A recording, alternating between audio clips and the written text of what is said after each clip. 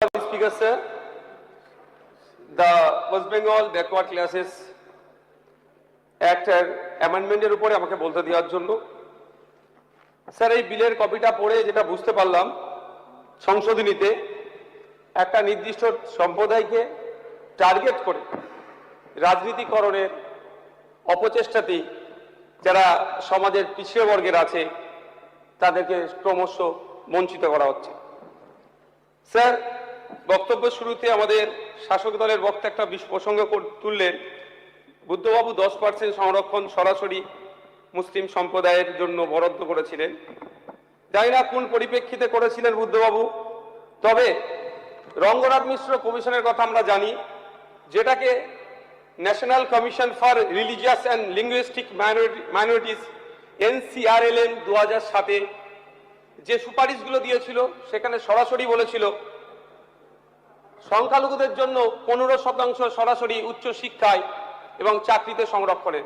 সেখানে স্পেসিফিক্যালি সংখ্যালঘু মুসলিম সম্প্রদায়ের কথা উল্লেখ করেছিল 10% উচ্চ শিক্ষায় এবং চাকরিতে তাদের জন্য কোটা রিজার্ভেশনের জন্য। জানি না বুদ্ধবাবু কোন পরিপ্রেক্ষিতে বলেছিল, তবে হাউসের জ্ঞাতার্থে আমি এই প্রসঙ্গটা এখানে উত্থাপন করলাম। স্যার আমি প্রথমেই এই বিলের বিরোধিতা করছি, কারণ এই বিলে আমরা দেখছি যে কোনো না কোনো জায়গায় এই সংরক্ষণের বিষয়টা নিয়ে যারা পিছড়ে বর্গের আছে আর আদার ব্যাকওয়ার্ড ক্লাসেস যারা ক্লাসের মধ্যে যারা পড়ছে জাতি বৈষম্য বা হিংসার রূপ ধারণ করতে পারে। স্যার আমি ইতিপূর্বে এই হাউসে এই ওবিসি নিয়ে চর্চা করতে গিয়ে বলেছি কোনো মতেই না ওবিসি মুসলিম না ওবিসি হিন্দু বা অন্য যারা ধর্মের আছে ধর্মীয় পরিচয় না দেখে একটা স্বচ্ছতার সাথে সায়েন্টিফিক ওয়েতে কমিশনের অ্যাক্টকে মান্যতা দিয়ে গাইডলাইনকে মান্যতা দিয়ে তৈরি হোক এবং তার পরিপ্রেক্ষিতে সংরক্ষণের ব্যবস্থা করা হোক। স্যার আমরা ভুলে যাচ্ছি না ইন্দিরা সাহানি বনাম ভারত সরকারের 1952 সালের মামলা আছে ঐতিহাসিক রায়, যেখানে স্পষ্টভাবে বলা ছিল 50% মধ্যে সীমাবদ্ধ রাখতে সংরক্ষণ, কিন্তু এই সংরক্ষণ রাখতে কিন্তু ওবিসিদের যে প্রাপ্য অংশ ইচ্ছা মতো এখানে যে কমিয়ে দেওয়া হচ্ছে এটার আমি স্যার চরম বিরোধিতা করছি। স্যার ওবিসির মন্ডল কমিশনের সুপারিশ ছিল 27% সংরক্ষণে যে সুপারিশ করেছিল রাজ্যের সংখ্যালঘু জনসংখ্যার অনুপাতে সংরক্ষণ বাড়ানো দরকার, তার পরিবর্তে 17 থেকে নেমে 7-এ পৌঁছে দেওয়া হচ্ছে। স্যার আমরা ভেবেছিলাম 17 আছে 27 হবে, পিছিয়ে বর্গের যারা আছে তাদেরকে মূল স্রোতে নিয়ে আসবে, অবশ্যই সেটা সায়েন্টিফিক ওয়েতে হওয়া দরকার, কিন্তু তার পরিবর্তে দেখছি 10% কমিয়ে দিয়ে আপনার 7% দাঁড় করিয়েছে। ফলে স্যার পশ্চিমবাংলা যে মোট জনসংখ্যার একটা বিশাল অংশ ওবিসি সম্প্রদায়ভুক্ত, মূলত যেটাকে এ এবং এ বিতে ভাগ করে রাখা হয়েছে, সেই 7% কমিয়ে দিলে সরকারি চাকরি এবং উচ্চশিক্ষার সংরক্ষণের ক্ষেত্রে কোনো না কোনো ক্ষেত্রে তারা এই সম্প্রদায় বঞ্চিত হবে বলে আমরা আশঙ্কা প্রকাশ করছি। শুধু তাই নয় স্যার, মন্ডল কমিশনের যে সুপারিশগুলো ছিল সেটাকেও কোনো না কোনো জায়গা থেকে অবমাননা করা হচ্ছে, ফলে সোশ্যাল জাস্টিস যে ধারণা যেটা আছে সেটাও এক প্রকার ধ্বংস হবে। স্যার শুধু তাই নয়, ল্যাক অফ এম্পিরিক্যাল ডেটার এখানে আমরা অবস্থান দেখতে পাচ্ছি। সুপ্রিম কোর্টের নির্দেশনা অনুযায়ী যে কোনো সংরক্ষণ সীমা পরিবর্তন করতে গেলে নির্দিষ্ট এম্পিরিক্যাল ডেটা বা বিজ্ঞানসম্মত সমীক্ষার প্রয়োজন হয়। রাজ্য সরকার কোন তথ্যের ভিত্তিতে ওবিসি সংরক্ষণের সংকোচনের দিকে হেঁটেছে এই স্যার বিলে সেটা উত্থাপন নয়,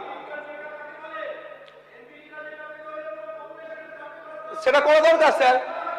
তালিকা অসঙ্গতি শ্রেণী বিভাগের জটিলতা, স্যার এই বিলের 3 নম্বর ধারায় বলা হয়েছে ওবিসি তালিকা এবং সংজ্ঞা সম্পূর্ণভাবে West Bengal commission for backward classes act 1993 এর উপর ছেড়ে দেওয়া হয়েছে, এবং বিলের 5B-তে বলা হয়েছে সরকার নিজের ইচ্ছা মতো রিলেটিভ ব্যাকওয়ার্ডনেস আপেক্ষিক অনগ্রসরতা যারা আছে তাদের মেপে ওবিসিদের বিভিন্ন ক্যাটাগরিতে ভাগ করবে এবং শতাংশ ঠিক করবে। স্যার এতেই স্যার সমস্যা সব থেকে বড় হবে, ওবিসি সম্প্রদায়ের মধ্যে বিভেদ তৈরি হবে এবং এটা একটা রাজনৈতিক হাতিয়ার ছাড়া অন্য কিছু হবে না।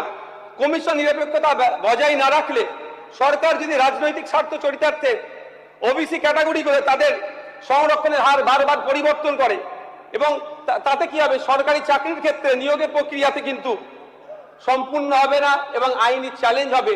ফলে এই নিয়োগের ক্ষেত্রে এমনি শূন্য পদ বেড়ে যাচ্ছে, সেটা দিলে হবে। স্যার আমরা দেখলাম তড়িঘড়ি তফসিল বা শিডিউলগুলো বাদ দেওয়া হচ্ছে। বিলের 7 এবং 9 নম্বর মূল যে শিডিউল 1 শিডিউল 3 আছে সম্পূর্ণভাবে বাতিল হয়েছে। যেটা সমস্যা হবে, এই শিডিউলগুলোতে কোন কোন জাতি ওবিসি সম্প্রদায়ভুক্ত তা স্পষ্ট উল্লেখ ছিল। এগুলোকে হঠাৎ ডিলিট করে দেওয়া বা অমিট করে দেওয়ার ফলে ওবিসিদের যে আইনি যে সুরক্ষার অধিকার ছিল সেটাকে বঞ্চিত হচ্ছে এবং আমলাতান্ত্রিক সিদ্ধান্তের অধীনে করে দেওয়া হচ্ছে। এর ফলে স্যার ওবিসি যুব সমাজ চরম অনিশ্চিতে আতঙ্কের সম্মুখীন হচ্ছে। স্যার আমি এই প্রসঙ্গে বলবো, তামিলনাড়ু এবং কেরালার আমি উদাহরণ দেবো। তামিলনাড়ু স্টেটে স্যার 65% সংরক্ষণ আছে। সেখানে স্যার তামিলনাড়ুতে, যাদেরকে আমরা প্রোগ্রেসিভ হিসাবে দেখি, স্যার তামিলনাড়ু মোট সংরক্ষণের 69% মধ্যে ওবিসি ব্যাকওয়ার্ড ক্লাস বিসি এবং মোস্ট ব্যাকওয়ার্ড ক্লাস এমবিসি আলাদা শ্রেণীতে বিভক্ত করেছে।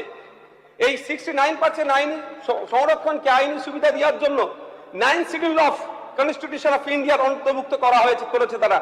কেরালাতেও স্যার সামাজিক ও শিক্ষাগত পিছিয়ে থাকা বহু সম্প্রদায়কে ওবিসি তালিকার অন্তর্ভুক্ত করেছে।